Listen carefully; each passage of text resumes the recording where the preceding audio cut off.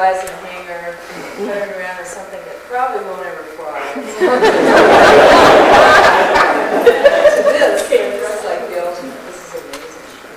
And I went to one EAA chapter in San Diego and gave me a little gift, and it said, "From your instant friends." And I have that in my office, and I always think about when I'm at EAA groups or IAC groups around the country, it is like having instant friends. It really is very nice and hospitable, so thanks for having me here.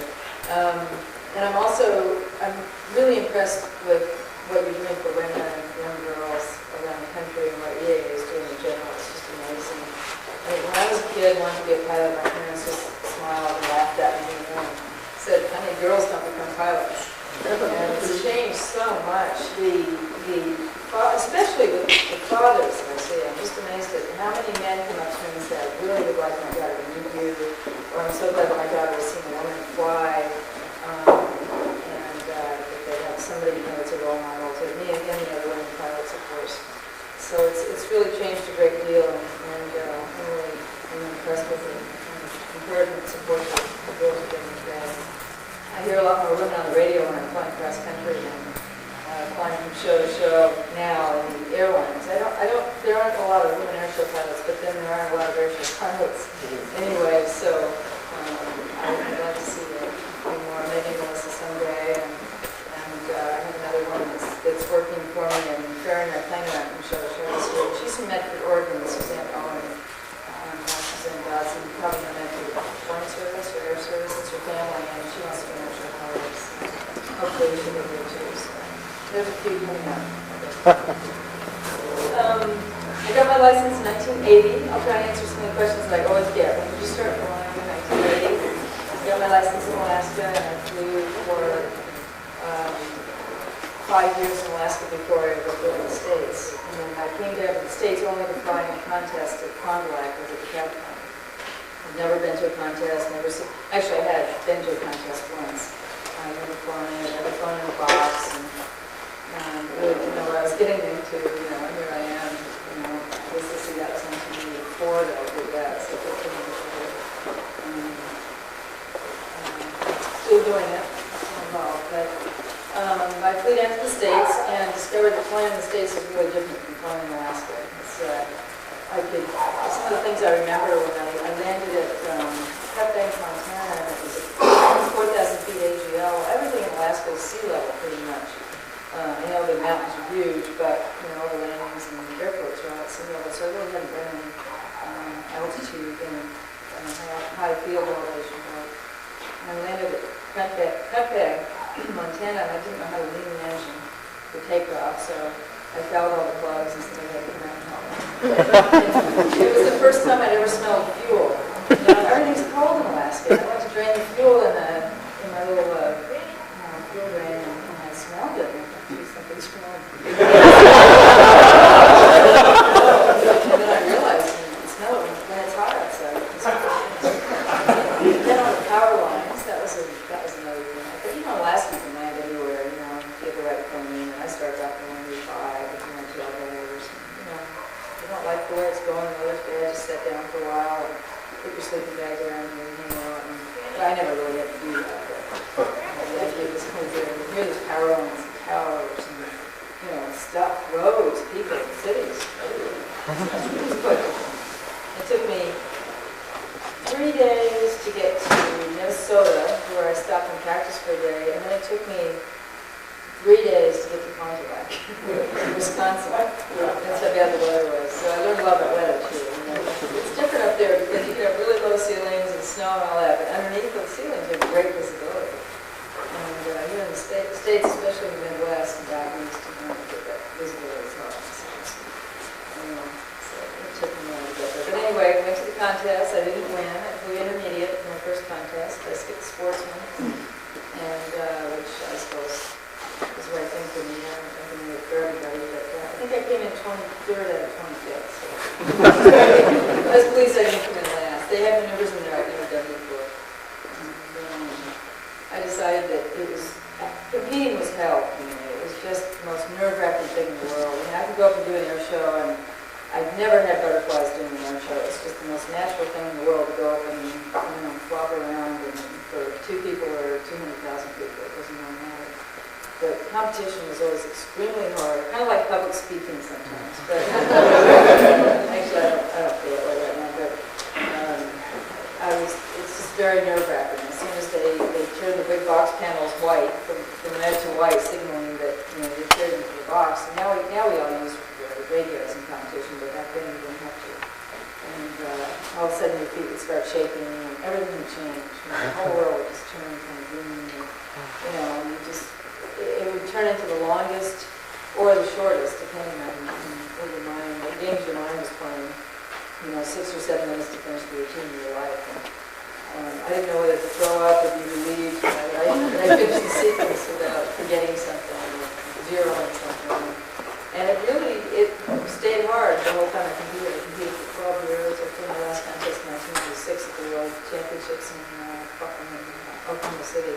And it was still the biggest challenge was keeping the nerves under control and staying centered and staying focused. And that's, you know, I worked hard on the flying, but I did an equal amount of work on the head stuff. And that's what it takes to win in a contest, is keeping your head together. And I knew a few pilots who really got better in that situation, who always rose to the occasion and always just, you know, went in there and, you know, really it didn't bother them at all. But 99% of the pilots were really affected by nerves and mental focus, and just hard. You know, it's ironic because we all train together, and a lot of times the judges on the line are the people that are actually competing in other categories, and they're trained at the same field together, with friends, you know, maybe from your home airport, and then all of a sudden, you know, again, when the box markers turn white, they turn into judges. And very good.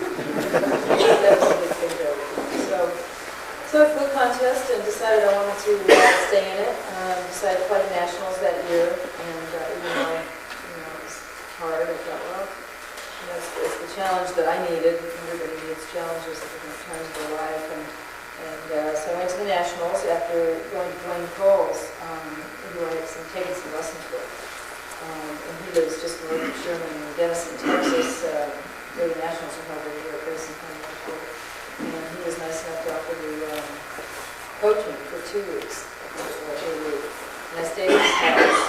And if you all know Dwayne, him and Judy are the most wonderful people in the world. And they're just extremely hospitable. And they just treated me like I was their daughter. And you know, I felt totally comfortable with this. Every night we go for walks on the runway for exercise. And again, if you know Dwayne, he's in great shape. He's in his mid-80s. And he was trim and good shape. And he was always taking care of himself. And so I got to know them, and he helped me. And I went to the nationals, and you know, he'd go out there every day and just watch me with the radio. And of course, didn't charge me a cent. It wasn't what it was about. But we got to the nationals anyway. It got rained out. Didn't get to fly it. It was one of the first years there was actually no flying. And we spent a lot of time in the bar.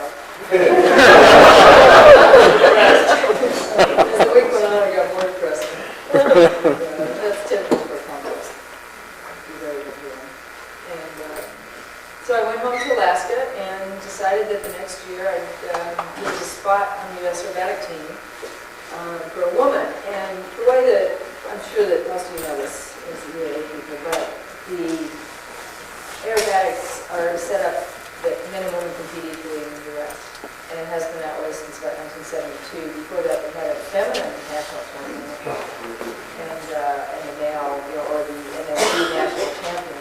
And when I first started, women didn't. I found out in 1985 when I started getting into it that nobody really thought that a woman could win the nationals. But that wasn't my goal right away. My goal was to get on the team. There were 4 women on the team, and there were 5 slots. Because internationally, backing up here, women and men are still separated in international competition. They're only separated by the scores. They all fly the same planes. You know, if there's total anonymity as far as who's in the cockpit, nobody would ever know there's a man or woman. Some men are less aggressive than others. Some women are more aggressive than others. There's really no stylistic tendencies. It's really impossible to tell. We all have to fly the same maneuvers. But the Europeans are, the Americans have voted it down for many years now, but the Europeans are still want to keep the men and women division in sport, women's champions.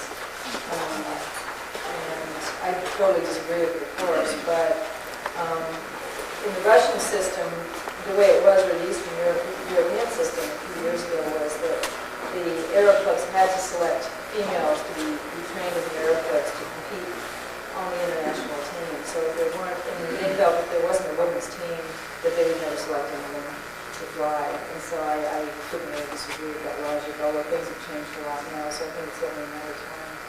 Anyway, there was a spot in the women's aerobatic team in 1985, and I thought, well, if I work really hard, I only flown one intermediate contest, and I thought, okay, I can do this. Watch people fly, and I can do that.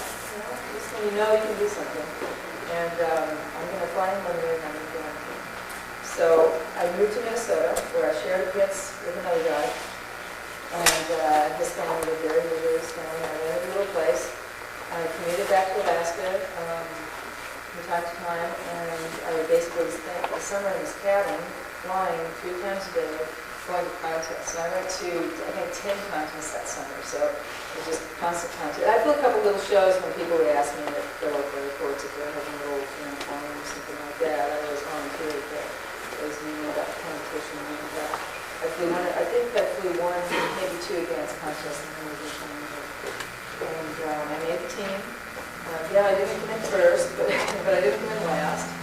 And that was the first time I was on the team. It was the next year, 1986. And in 1985, I shared a S-minus pits, 180 horsepower fixed pitch prop S-minus pits. And went home that winter and decided that I had to have a better plane. And we bought a S-1T pits for the 1986 year, which we thought was the hardest thing out there. Wow. 200 horsepower constant prop in my pits. Of course, it's come a lot further than that since then. There were no monoplanes to speak of. A couple of one-wheel lasers, that kind of thing. They were fairly crude. And it was just past the era when pilots still had no chains around their engines to hold on in case they fell off. In case the engine lights broke. That's how primitive it was at the time. So I wasn't able to get a monoplane all the way as one. It continued on, and there I am. Air shows. Not competing. I kind of miss it. I really missed it for about 2 years, missed the focus and the discipline of it until I really figured that I can put the same type of focus and discipline in airship flying. And that's one of the reasons I retired from competition, is that I wanted to be a better airship pilot. It was really hard going from, as I got more and more into air shows from about 1987 and 88 on and started booking them full time because, it's pretty expensive to compete. I had to find a way to pay for all this stuff. I started going to the airshow convention, the IPS convention, which is usually held in Las Vegas. It's the, as you all know, it's the airshow organization, and booking shows there. The more I did the shows, the more I realized it was really hard to go from aerobatic competition to air show, aerobatic competition to air show, back and forth. You're flying at 300 feet, minimum altitude in contest, very precision maneuvers to low-level other stuff that you do, and to go back and forth it was hard. It was affecting my competition stuff negatively, and the competition flying was affecting the airshow stuff negatively too. It was really hard. So it's one of the other reasons I retired was to focus on the airshows. And I do feel that I've become a better airshow pilot because of it. So I still fly around. Well, I could go on ad infinitum about competition or air shows or my airplane. I'd really like to know what you would like to hear about. Would you like to hear about the construction of my plane or Tell us about the extras. You have 3 extras now, isn't it? Yeah, I'm on my 3rd extra. No, my 4th. 4th, wow. Yeah, I'm very lucky. I always kind of lusted after the monoplanes. They're so sleek and beautiful. And I like the kids a lot. I especially like the S2S, the big engine, 260 engine.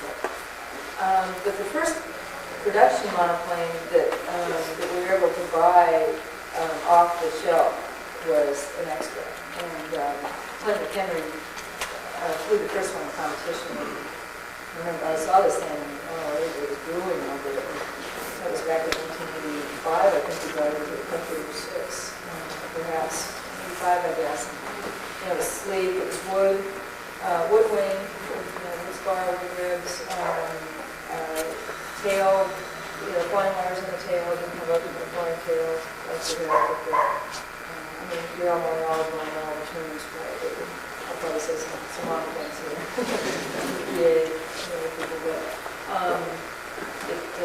it was the sleekest thing out there. It had 200 horsepower engine, constant speed, two-bladed NT prop. Immunity, is wood fiberglass. And just flew beautifully. And it's still really, a lot of people still feel that even though the plane's kind of outdated for unlimited competition, it still performs the best of any of the extras. It still has the most beautiful controls. And extras have always been noted for their harmony and harmony of the controls. They're extremely well balanced. Some of the older lasers had difficult controls. They get heavier as you went out with the LRIs instead of heavier as you centered them, or the elevator would be very heavy and the airlines very light. There wasn't a lot of harmony with the really humble things. And extra came along and changed all that. And I've flown the RD, I believe before M6, and that has, as you all, as a lot of you know, the Biden has wonderful harmony with control, so you know what I'm talking about. And it just feels like it's kind of, you're flying in grease, it's just smooth and beautiful. And that's the way extras are. So I flew the extra 230 for a couple of years, and the extra 260. It's a long story how I got that plane. Walter never wanted to sell it. It's the plane that's in the Air and Space Museum. It was Walter's first attempt at carbon fiber or composite materials and construction. So he took a 260 horsepower engine, he took an extra 230 wing, which is the wood wing, and then he built composite airlines, and he also built the flying tail, which is all composite steel. It's a beautiful airplane, and a lot of people think it's the most beautiful extra it's ever been built. It's very sleek looking and very pretty. You probably have seen pictures of it. And Walter, again, didn't want to sell it because he felt it was underbuilt. And he built it only for himself. And he'd only let 2 other people fly it. One was Eric Mueller, famous Swiss aerobatic pilot who passed away a few years ago. Had a heart attack one day and died in bed. And peacefully, he's in his mid-50s, and he did a lot of work with spin recovery, emergency spin recovery techniques with food bags. And the other person he let fly was Clint McHenry. And because he needed money at the time, he sold it to Pompano Air Center, and I was lucky enough to stand it. And it was my dream airplane. When I bought it, the airlines were very heavy, and I couldn't stop them. It was very hard to get them to center, and you'd go out to stop to do a roll, and they boggle, and it was very hard to stop. So we contacted Walter, and he built new airlines that were 5 pounds lighter each side. Oh my goodness. Because he was trying to learn about composites. And it was beautiful. I feel like the controls were really good. I flew it for, two full years, and I found it was underbuilt. I built a launch on it, and some other, we were having some other problems with it, but it was time to retire the airplane. It was a very fast airplane, very sleek, and very easy to overview. I had shaved down the elevator even more, so it was extremely light. And it was, I don't normally go more than about 9.5 Gs, maybe sometimes 10. I tell myself it's 12. In fact, in the museum, I told them after I did my last flight at Andrews for the Smithsonian staff and for some press that was there. I said, leave the G-meter peg, don't change it. And I looked at it recently, we were at the museum, and it's still set on 12 and minus. I did that on purpose. Anyway, after that, I got this next production airplane, and he was very relieved that I got that plane, so I retired, I'm sure, and I got the 300S airplane now. It's got 300 horsepower engine. The one that, it's actually a certified airplane, standard aerobatic category certified airplane. However, I've always had my planes experimental, so I can beef up an engine, and I have an incredible engine builder, Lonnie Barrett, who relied on probably know Barrett Performance Aircraft in Tulsa. And he's a great guy. He's a real character. He's kind of looks like a hillbilly. And he comes out. He's a brilliant genius, of course. He always got a joke of the day. He plays. He's a banjo, something like banjo. Yeah, I think he plays the mandolin too, but he also plays the banjo really, really well. He's just a hillbilly, And Monty's attitude is, this is not, when he turns the engine loose, he says, this isn't your engine, Patty, this is my engine. It will always be my engine. If something's wrong with it, it's mine. So, and he's come through so many times for me. I mean, I blow up engines pretty regularly. He'll drive, he's a busy guy, a busy businessman, and he'll throw an engine in the truck and drive up to where I am in a pickup truck to make sure he gets to the show. So he's pretty amazing. He's done that a couple times. He really takes care of all of his people, not just me. But he's a great guy. So, have a big engine in it, and I also like to be able to put camera mounts out, cameras out in the wing and mounts, and be able to do what I want with it, so I like to keep it experimental. And the 300S is also, it's all composite now, the wings are all composite, it has a huge box spar. If you've ever seen a spar in an extra, it's got to be about that big. It's about that big, and it's got 2 spars in it, and they're bonded together. And so it's definitely built for the kind of stuff we do, but I feel very comfortable and, safe in what the kind of G's that I pull on a daily basis. I had the last plane for 6 seasons, 6 full seasons, and had virtually no problems with it. A couple of little minor things here and there. You have the regular. It's a lot more maintenance than, say, 172, obviously, but the plane held up. I mean, I had probably maybe 5 engines, 6 engines too, but the construction of the plane was fabulous. And I just got this new extra about a month ago, maybe 6 weeks ago. It's another 300S, but it has a bigger rudder.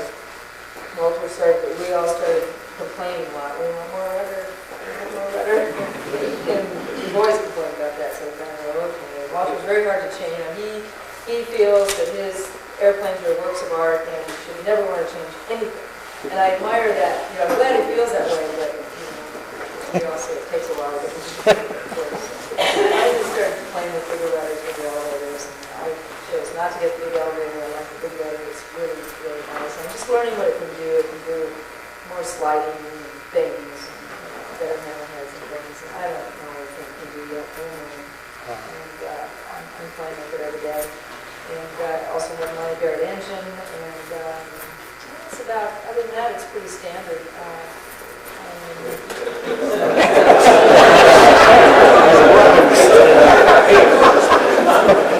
Experimental.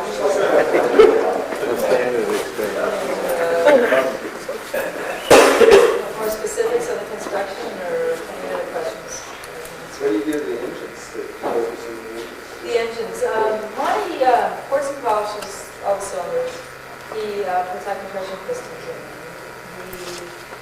He puts a cold air reduction system. For a while I had a magnesium sump. He does all kinds of stuff. I've got a sheet that will list that long things that he does. How do you run that? Oh, what do I do to him? I had prop over speeds that spin bearings. I've blown jugs on them, just overheating over and over and over. Crack cylinders, that's a good one. Mainly that kind of stuff. Just pushing it more. I mean, we don't expect to get more than a season. I can get a season. I can get more than a season. Usually, when I send it back at the end of the year, they're pretty good shape. There might be a few things that need to be. Mine says, Patty, your valves are kind of scratched. What have you been doing there? They know what to do. So, after a season, it's best thing. Because I've tried to stretch them in the second season about August. Usually right then I'm stretching that. Then, everything goes to hell. It's a bad time of year. So it's just props are, I've been through a couple different different types of props. I'm back to the MT. I was at the Hartsel for a while. I had a couple of overspeeds with the Hartsel. It's an incredible prop, but they're going to counterweights now. And I didn't want the extra weight up in this airplane. I didn't need any more weight. I'm light, so I always have to add weight to the tail to get it to turn away. So yeah, props. The props aren't replaced as much as me. What do you consider overspeed? Anything over 34 is a definite turn. I've had a couple 36 and 37, and light coming doesn't know what happens there. It's and they say after they know that the engine will just quit 4,000. And 36, the two I've had, one at 36 and one at 37, both had spun bearings. But I know you can go to 34 without. It's in the short terms. How many hours do you put on the season? Probably 250 to 300. Actually, now that I'm not competing, it's a little easier. Where do you fly your CG? I'm sorry? Where do you keep your CG? On the airport? I like to keep it slightly aft, just slightly aft. I just do it by feel. It's really pretty well centered when I'm sitting, but I've had to add weight in the tail. Usually most of the women that I know have to throw a weight back there, tie some weight in there. Yes. Is that cup going to throw your CG off? One of the things amazing these planes is these extras are really, I can really load a lot of stuff in the tail. Yeah, it'll be, a little aft, you burn some fuel or whatever, but it's still really controllable. It's interesting though, how it changes the ailerons. The feel of the ailerons changes so dramatically. When I have a full tank of smoke oil up in front, my ailerons are much heavier, and when it starts burning off during the show, the ones get lighter, getting lighter. So you really feel really learn a lot about how CG affects characteristics.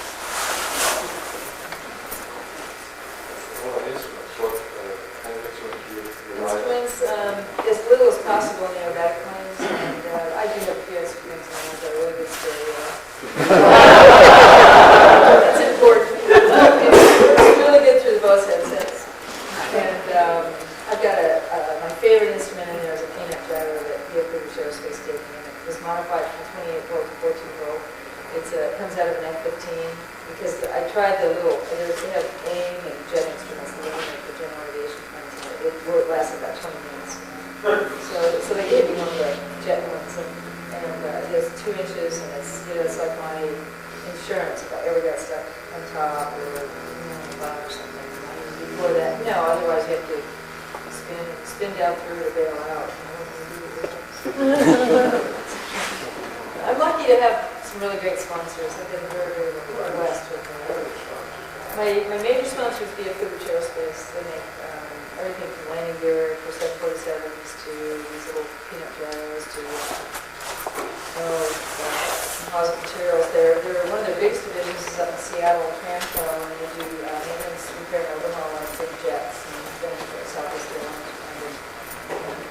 They have divisions all over the country. I've been really lucky. I've been with them 6 years. This is my 7th. I'm on my 3rd 3-year contract with them. And really I always say without my sponsors I can't fly, because without them I could not be an airport pilot. There's no way.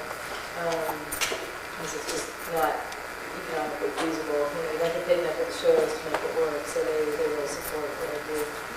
They're great. They're great. And one of the big reasons that they sponsor me is because they want to see more women in aviation. They want to support women. And so for them to sponsor me, it's not one of these number crunching deals where how many radio stations you talk to this weekend. It's you out there showing that women can do this kind of, do something in aviation, something out of work. But and other sponsors are Bose headsets. Lycoming is a big sponsor. Lycoming is a huge help to me. They're really supportive of aerobatic pilots. They didn't used to be. 10 years ago, they didn't really want to know about this. It was like, oh God, they changed. I don't know what's happened. But this is 180 or there. I think they realize that we're their test pilots, they find out a lot about the instruments, and people notice, we're a show, we don't have, our engine breaks down and, falls apart at the show, it's going to make life look bad. So they make sure we have parts and supplies, and they're very, very good with us, and not just to me. Real quickly, other sponsors are Tomorrow Brands, or GPS. It's now called GPS Technologies. They're just down in Salem, Oregon, and selling them yesterday. And Michelin tires, aircraft tires, Rigo sunglasses, and some sunglasses. S-Tech gave me a little autopilot for the plane. That's very smooth, little game leveler. And Aerosport is another sponsor. It's the dealer that imports all the extras into the country. How about Victoria's Secret?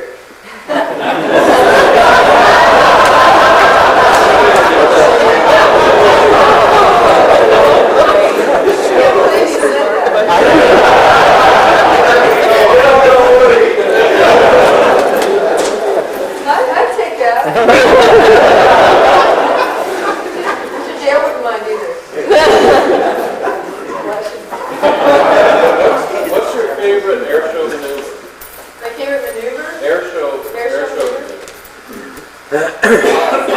Snap rolling 360 is my favorite air show maneuver. It's not the easiest one to do. It's probably my least favorite to do, but it's my favorite one. I think people like it. Trying to figure out what the controls must look like when you're doing it. I can't figure out what it looks like. It's a version of a rolling 360 that they do in competition, where you're just rolling the plane while you're turning and doing a perfect 360 degree turn. And the criteria for it are that you have to be on heading. If it's four rolls and a 360 degree turn, you're doing 4 complete rolls all the way around.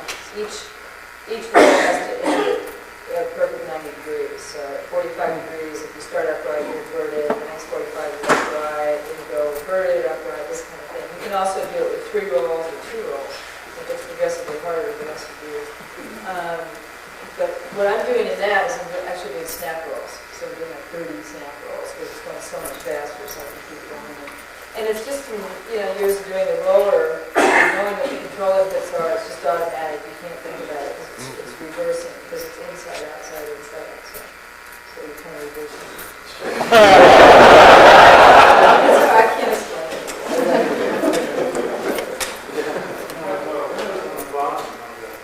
The windows on the bottom of the plane are wooden for aesthetics, just to make it feel more open, so you don't feel so claustrophobic. And really for competitions, so you can look down and see what the box markers are. I don't need it so much for air shows, but for competition, it's invaluable. And what is the maneuver where they actually, well, it looks like from the ground, where the plane actually flips over backwards? Flips over Kind of backwards. like a tail, There's a couple of different ones. I mean, the tail slide plus, it slides backwards and flies. And that's also called a whip stall. There's some called that. The tail slide's, it's kind of a tricky maneuver. It's hard to do, get in competition, their precision maneuver. You can do it 2 ways. You can go vertical, and what you do is you pull power to idle. And it's great air show maneuver because everybody thinks your engine's stalling. And pull power to idle, and you hold it vertical, and you have to make it fall either forward or backwards, depending on what they tell you to do in the sequence. And if you fall backwards, it's supposed to be forward, you get a 0. So it's very hard to do, and that's a lot of people win these contests over a simple tail slide. If you're going to fall forward, what you have to do is end with a cheating.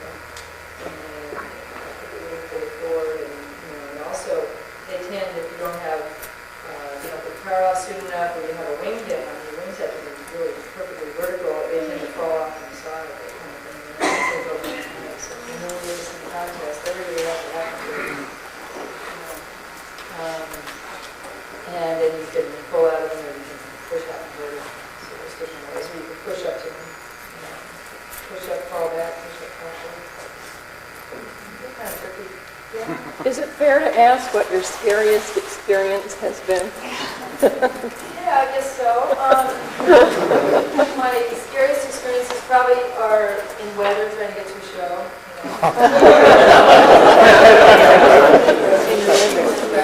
You get under some stuff, and you push it a little further, and you push it a little further, and all of a sudden, it doesn't look good behind you, it doesn't look good in front of you, there's the airport. It's not so bad today with GPS, but when I started, I didn't have anything. I didn't even have compass at work. You get better at scheduling. Schedule yourself. Compare the dials with the extra. Compare the Giles with the extra? I really can't. I flew the Giles only once, and I don't know that you can compare the two. Different types of planes, very different types of construction. The same what? Same purpose. Well, I really haven't seen people fly that unlimited. I saw one guy at the World Contest 1996 for Finland, but he wasn't one of the top level pilots. So I don't know.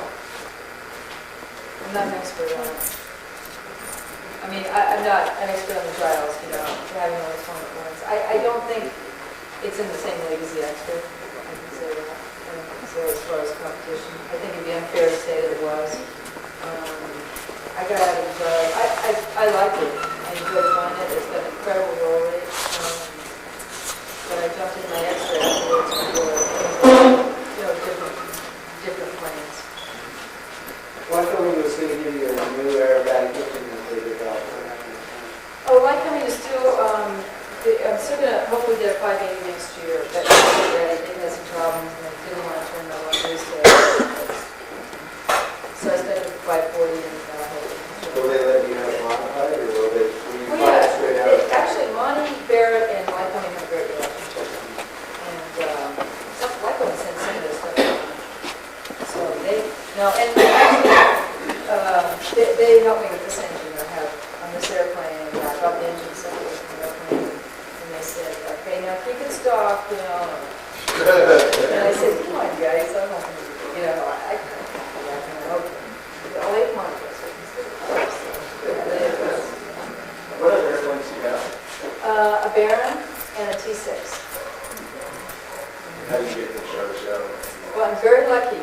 This is the first year I have a full-time ferry pilot, the woman who connected that I mentioned, Suzanne Dodson, and she's ferrying from church. She's a little extra pilot, and I'm flying a Baron. I finally got smart after all the years. And we just bought the T6, so I'm going to do a few shows, and then just have fun. The planes that are designed for such extreme maneuvers and aerobatics, I would imagine they can have a handful just fly straight and level from place to place. Yeah, they can be. They're definitely built to be unstable. You can't take your hand off and kind of push your hair or something. It's not that you want to. You get used to it, I mean, you have to have all your charts laid out. You can't get anything. You're strapped in. Your charts have to be there. You can't reach in the back to get another chart. It's physically impossible. And I've tried things like when the Benji cord in there. It's about it doesn't really work too well. And you just get used to it. I just have everything organized, have all my stuff out, charts, and I can read paper down. On a long trip, I will, and I can know what rooms, but I'm looking everywhere too. But I just hold my hand there still, and I don't really mention. I just get used to it. How many days a year are you out on the road? I do about 20 shows a year, and say each day takes each show takes about 5 days time on the average, so 100 days, plus other days, more than that, maybe 150 days, half the time. Yes. You're really quite humble in relating your experiences in IAC competition. For the benefit of those here in the audience who maybe don't follow IAC, could you continue? You really pretty much won it all. Just a brief summary. Oh, thank you. Well, not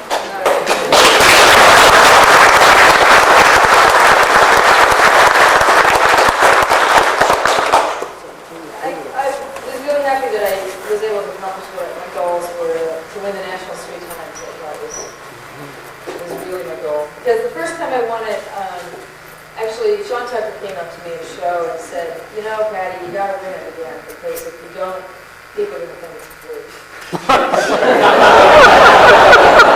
Yeah, sure, girl won it, but only once. That's really exciting.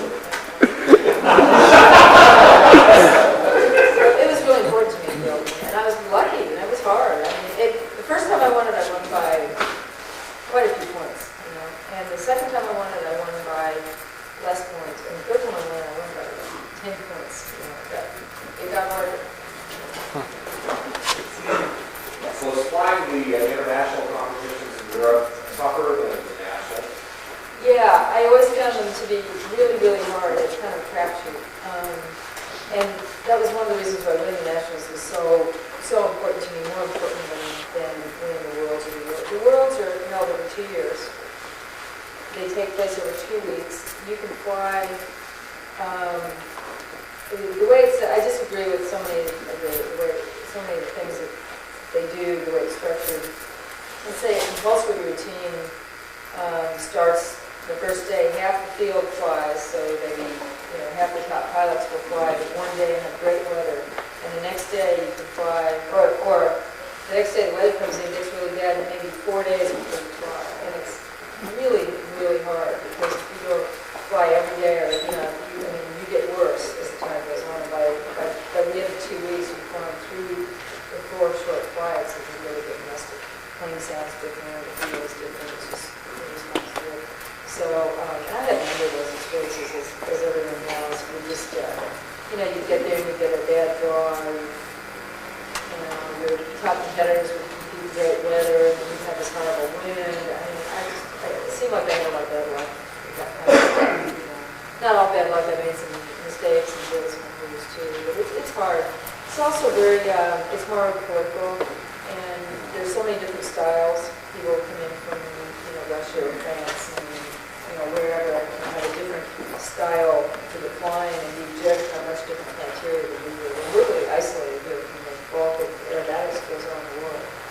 So, we think we're like, mainstream and everything. But you get over to Europe and they all compete together, and we have European championships every year where it's basically like a world contest on the Americans up there. So it's very difficult. What we'd like here, you're obviously optimized for aerobatics. Wondering what they're like just for normal approach and landing and like an order of tailor. They're wonderfully responsive airplanes and easy to land. They really don't have any bad habits. You can put it exactly where you want it. Just slip it in. There's no classroom. You can just slip it to a spot. It's just so responsive that you can make it do anything you want. And I can land in this terrible weather that I probably wouldn't feel comfortable even putting the barrier, something, bring the expert to something like that. I mean, now taxi's a little more difficult. But once you get it down, push it really angle. We noticed that you quite side slipping tonight. I usually do a slip just because I can see the runway. And I like to, if you come in straight, plus you can be much more precise with the slip. You can just really steepen it or shallow it to your spot. Yes. Yeah, just a question. I heard you got a little time in left seat on C-121. Did you do any left time on a Connie? Oh, yeah, I did. Yeah, was Frank in the right seat? Yes. Was that an interesting Oh, it experience? was great, yeah. They did some filming, but I never saw it. But I think it was one of the Speed Vision episodes or ESPN Ultimate Flights. It was great. I've been up to Connie a couple of times, and I was hoping to get my type rating. I was facing the same airport, but A little heavy on the controls.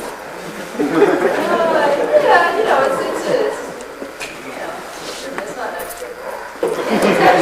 It's actually fairly responsive for a big plane like that. It really is pretty nice control. It's real different because all the power levers are behind you. That's where the engineer would sit. It's very different. Okay. When you did the IG work, did you have to wear one of the suits? A G-suit? No, I don't wear a G-suit because what we do in the small planes is very good. What G's now, like Dale and F-14, can be very sustained. In fact, he took me for a ride in an F-14 and said, I'm going to make you do it 7G, a 2-minute 7G turn. It's tough. No, I didn't like that. But they were used to it, but it's still it's tough. And a lot of people say, oh, yeah, it was butterflies. They don't really do it. Cool. They only pull 7Gs maybe, but we'll try it for a minute. Try it for a minute. It's hard. So, but these little things, the conditioning really comes in with the negative G's and small things. Positive G's are not that big a deal. The negative G's are You have to redo it every year, and we work up to negative. absolutely. If I lay off for a week, I could work up to not as much. If I lay off for a month, it takes meetings. Is it going away? Is the ability to sustain negative G's going away? Not at all. So you can condition yourself. I just fly for it. Just have to fly off here.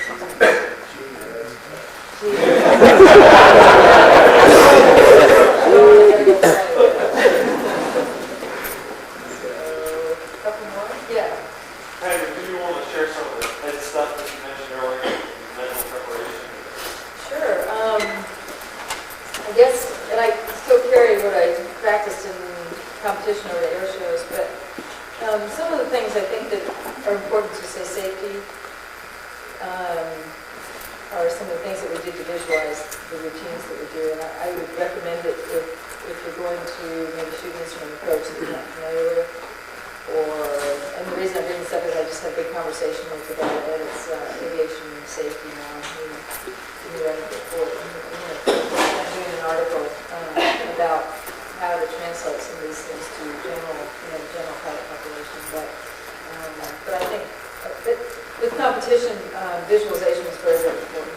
Sometimes, like the big nationals, the years that I was doing the nationals, I would start visualizing my routine back in June, even though the competition wasn't in September, or 15 months.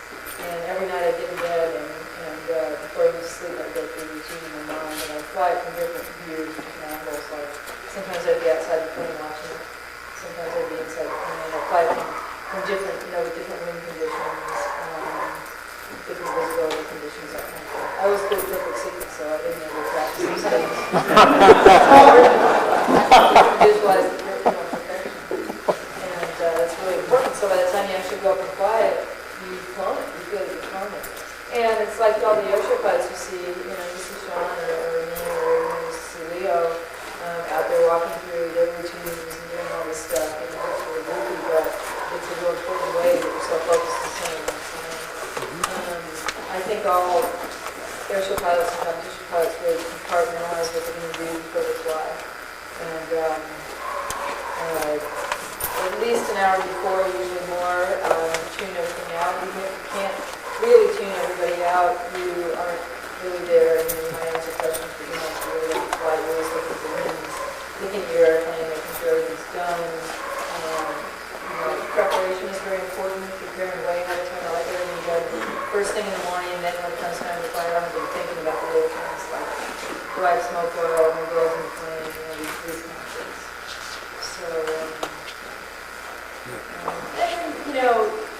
when I was having trouble with nerves and flying for judges and not doing my best, you go out and practice and everything was great, but go to the contest and you wouldn't fly up to that level, and you have to figure out what to do to get there. How can I fly my best flight?